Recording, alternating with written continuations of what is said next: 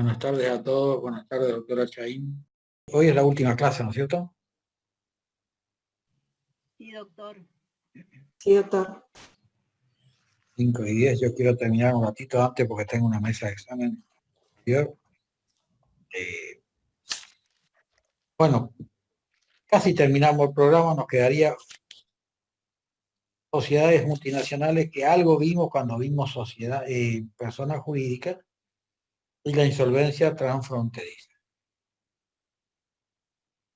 ¿Sí? Sociedades multinacionales tiene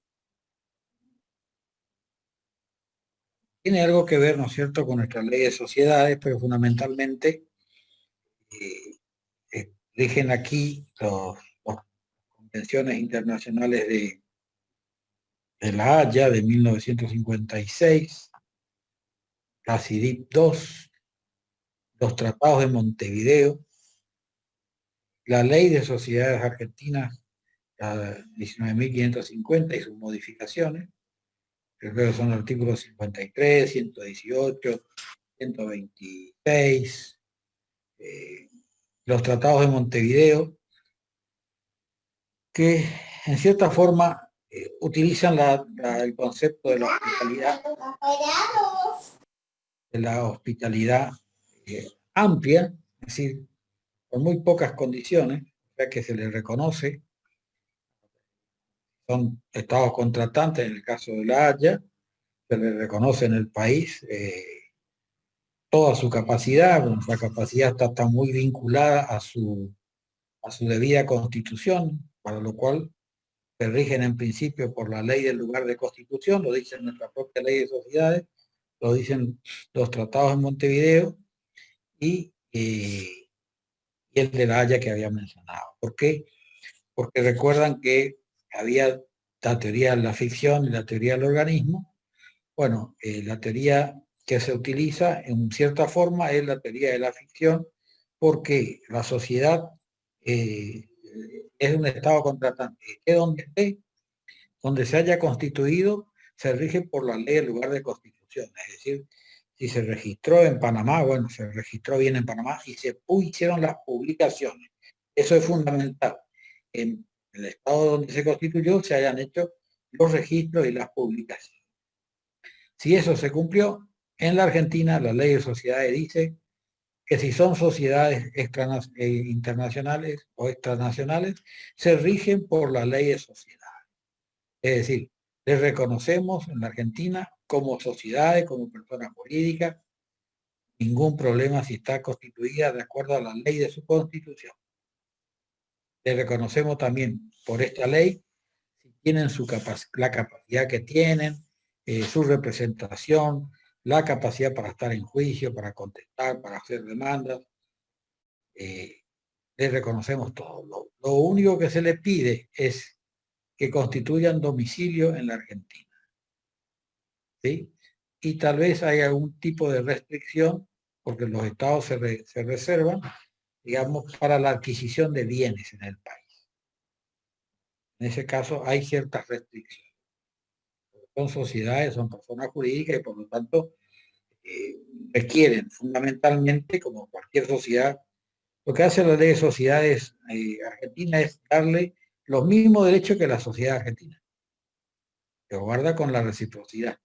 Es decir, de que en el extranjero acepten a las sociedades argentinas de la misma manera. El 126 o 129 nomás. Doctor, ¿puede repetir la restricción, por favor? A la compra de bienes inmuebles.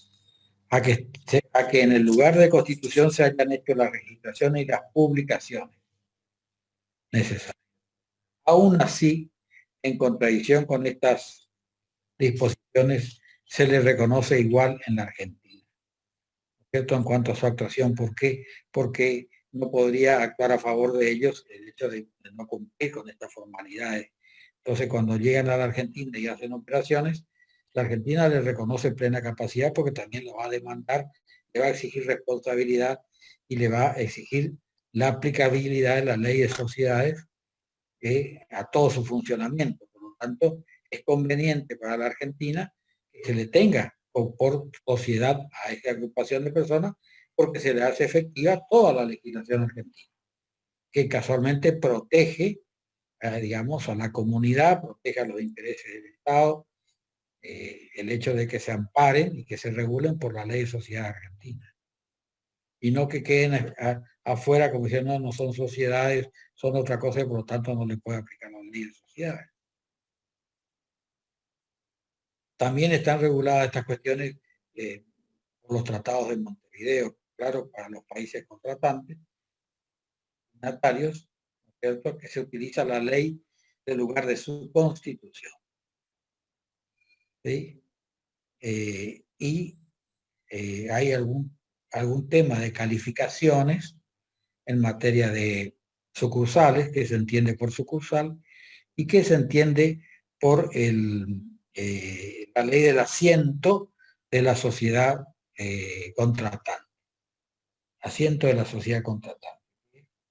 Digamos un poco la terminología que usan los tratados de Montevideo para establecer la ley aplicable, ¿no es cierto?, para entender si una persona jurídica, fundación o asociación civil, tiene vida propia, tiene capacidad, sus representantes, sus administradoras pueden comprometerla, ¿sí? Es decir, pueden firmar por ella, pueden celebrar contratos, pueden ser demandadas en juicio. La Corte Suprema de Justicia también adoptó un criterio amplio. Creo que lo vimos, la clase, creo que leyó la doctora Ginaela, la del caso Potosí, digamos, respecto a su constitución y a su representación en Argentina.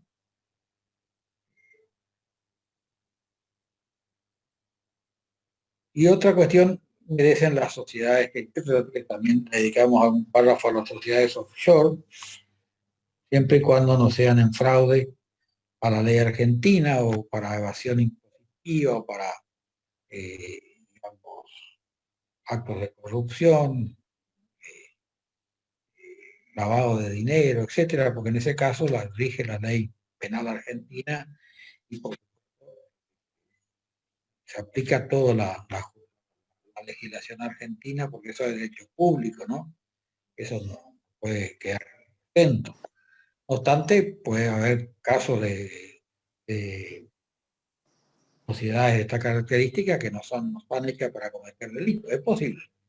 Generalmente lo que sabemos nosotros es que acuden a esta formalidad porque no quieren declarar su patrimonio o porque no quieren, digamos, cuenta de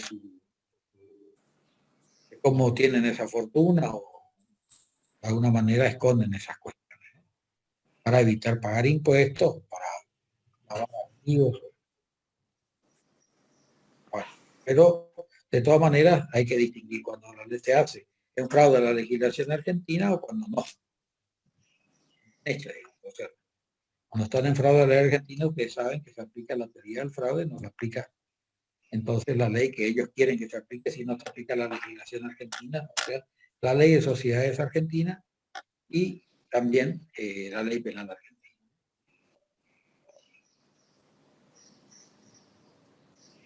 En materia de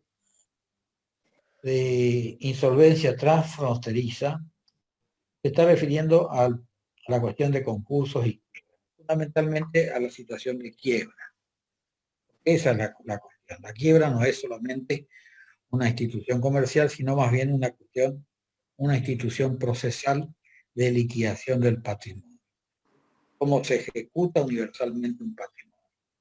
Nosotros tenemos dos tipos de ejecuciones. La individual, que es las ejecuciones individuales, cheque, un pagaré, tiene un juicio de fulano contra mengano, y tiene la ejecución universal, que es la quiebra. En la quiebra no es un juicio individual, es un juicio universal, pero es fundamentalmente un procedimiento judicial de ejecución del patrimonio del deudor. En este tipo de procedimientos universales, está en juego el interés de la comunidad, es decir, los intereses públicos de cada comunidad. Está de por medio de la continuación de la empresa, la situación de los empleados, los trabajadores, los impuestos, los acreedores que contrataron con esa entidad en el país, y por lo tanto hay dos teorías, la teoría territorialista y la teoría extraterritorialista. Creo que algo vimos en materia de sucesión. Es decir, la teoría territorialista tiene mucho que ver con de que existen dos tipos de patrimonio, el patrimonio local y el patrimonio que está en el extranjero. Por lo tanto, una cuestión de, no es una cuestión, no toma en cuenta el patrimonio exclusivo o único del comerciante, sino que toma en cuenta a la empresa como entidad independiente que se encuentra en distintos países. Entonces, lo establece nuestra ley de quiebra, ¿no es cierto? Los tratados de Montevideo fundamentalmente, que si se declara la quiebra en un país extranjero, autoriza o al quebrado o a los acreedores argentinos a pedir la quiebra en el Estado argentino, así como causal objetivo. Para pedir la quiebra, nuestra ley establece una serie de requisitos. Bueno, ninguno de esos se requerirá, basta con el requisito objetivo de que se abrió en el extranjero. Se abrió la quiebra en el extranjero, autoriza abrir la quiebra. No tiene nada que probar los acreedores argentinos o el propio quebrado extranjero. Entonces, esta teoría dice que hay que defender el patrimonio que tienen en el territorio, porque, ya le dije, porque la quiebra no solamente afecta a un deudor y a un acreedor, sino que afecta a la comunidad en general. ¿Sí? Entonces la comunidad tiene interés en este procedimiento. Por lo tanto, se tiene que abrir tantas quiebras como bienes tenga dispersos en distintos países el quebrado. Esta es la ley de fraccionamiento, ¿se acuerdan de la sucesión? La otra ley dice que no. La otra ley habla de la extraterritorialidad de la quiebra, establecería que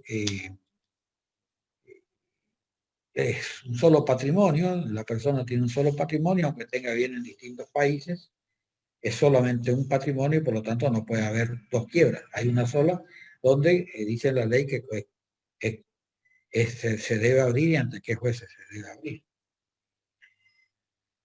Por lo tanto, aquí se está a lo que dije al principio, donde tiene el domicilio comercial, la empresa, es el lugar en donde los jueces tienen que intervenir.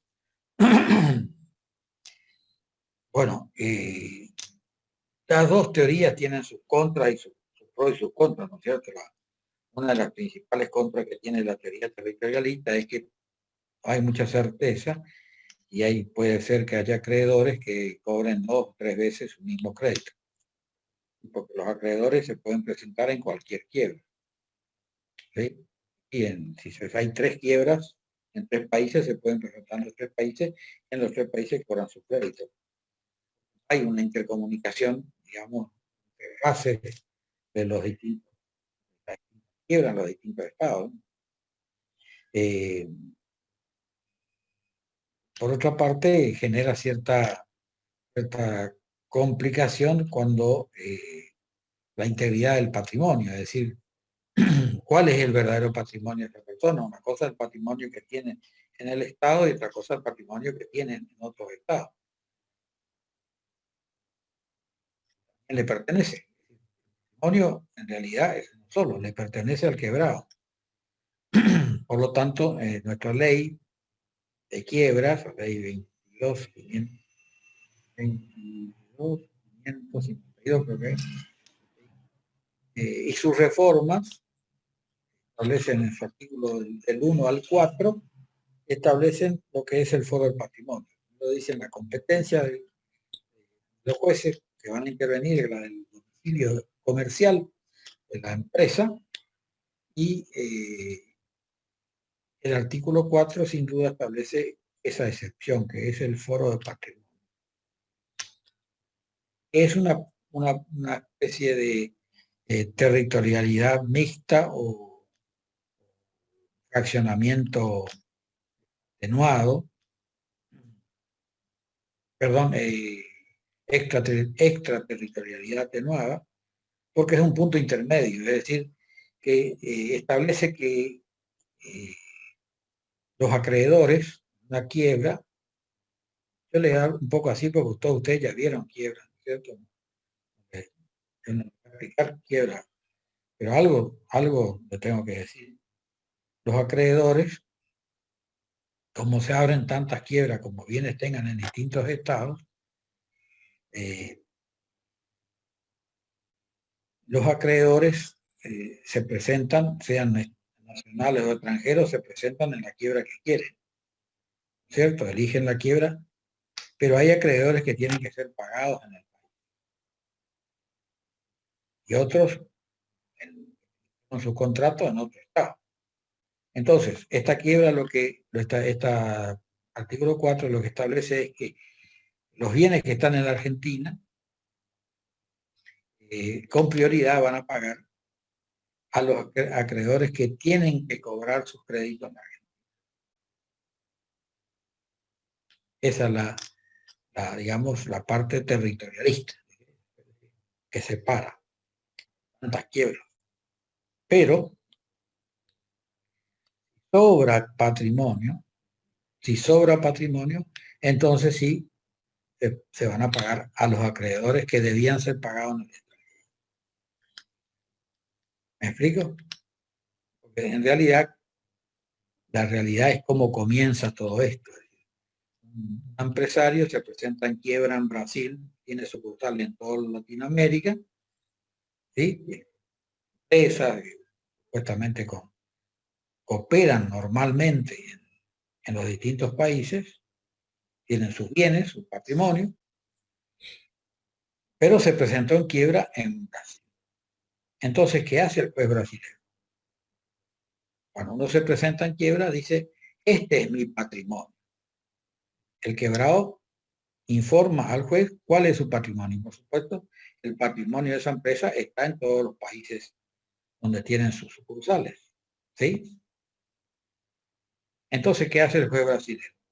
Le pide a todos los jueces competentes en materia comercial en los distintos países donde tiene bienes quebrados, le pide que, digamos, inhiba y embargue todos esos bienes de la empresa en quiebra.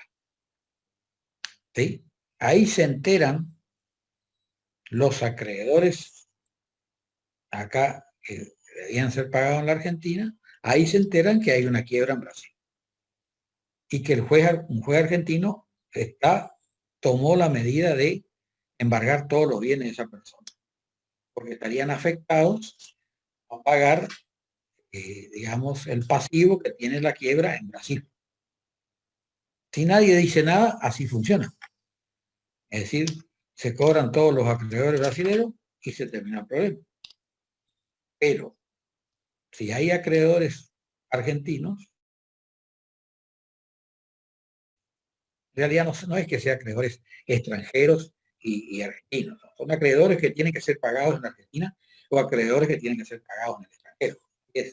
No es que tienen, puede ser un brasilero que esté en la Argentina y que tenga su crédito sea pagado en la Argentina y por lo tanto no es un extranjero, sino es un acreedor que su crédito tiene que ser pagado en Argentina. ¿Me explico? No tienen nacionalidad los créditos, pero sí tienen lugar de pago. Bueno, lo que hace esa ley es decirle, bueno, acreedores que tienen que cobrar en la Argentina, pueden ustedes pedir la quiebra también y se abre un proceso de quiebra en la Argentina y se afectan todos los bienes que tiene ese deudor en la Argentina, se afectan en primer término a pagar a los acreedores que debían ser pagados en la Argentina.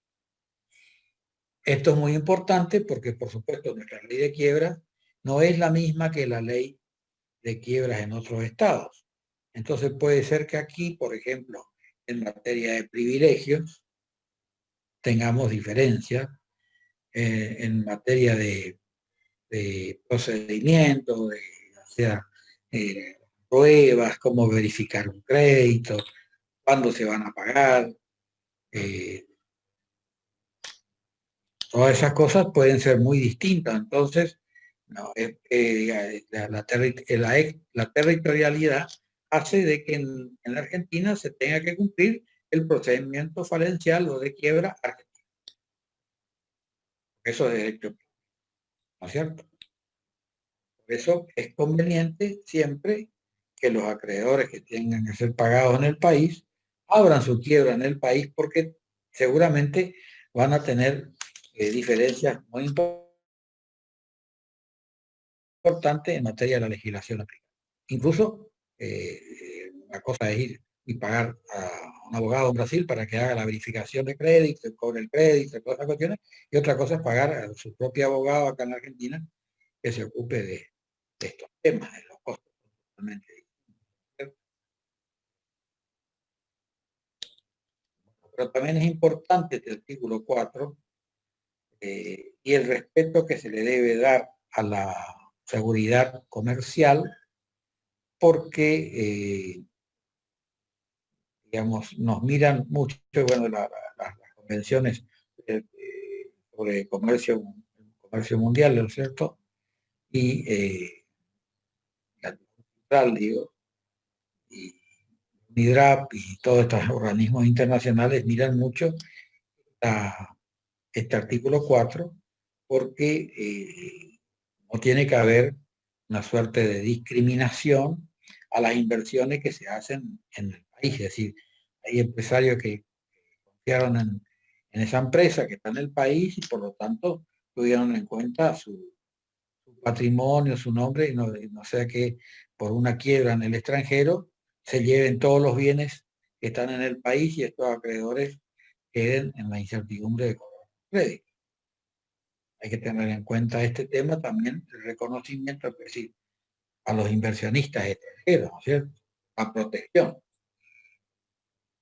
Porque también había antes de este artículo 4, ya viene de hace mucho, ¿no?, una imposición de comercio internacional.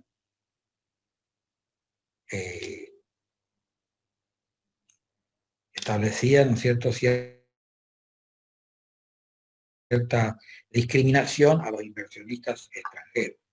Y esto, es decir, una vez que invertían y ponían su dinero acá, resultaba que después en un proceso de quiebra no eran reconocidos o tenían muchas inconveniencias para cobrar sus créditos. Cobraban digamos, a las resultas o a lo que cobraban. Esto era una discriminación a los acreedores extranjeros era tolerado por el comercio internacional. Por lo tanto, se creó este foro del patrimonio, que es precisamente un reconocimiento a los inversores locales y eventualmente, si sobra, por cierto, a los inversores, digamos, en otros. Bueno, fundamentalmente entonces hay que mirar en la Haya, 1956, la CIDIP 2, el Tratado de Montevideo y la Ley de Sociedades para la persona jurídica. ¿Sí? Y en el caso de la insolvencia transfronteriza, los tratados de Montevideo, las disposiciones de la CUTMI, o sea, UNCITRAL, de la Convención Internacional del Comercio, y la Ley de Quiebras Argentina en sus 4 primeros